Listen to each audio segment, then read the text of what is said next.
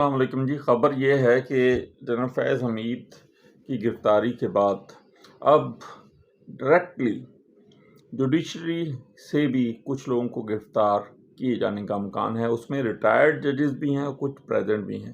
یہ تحقیقات اور انکوائری کے بعد ہی اس کا جو ہے وہ فیصلہ حتمی کیا جائے گا کہ انہیں گرفتار کیا جائے یا نہ کیا جائے۔ لیکن ایک بات طے ہے کہ اس کی ضد میں یہ جو ایمبٹ ہے جنرل فیض حمید کی گرفتاری کے بعد بنا، اس ایمبٹ کے اندر جو ہے وہ ججز بھی ہیں اور ملٹری کے ریٹائرڈ بہت سے لوگ اور کچھ سیاستدان اور کچھ ایسے لوگ جو انتہائی اہم عہدوں پر فائز ہیں، وہ سب اس کنسپریسی میں شامل تھے۔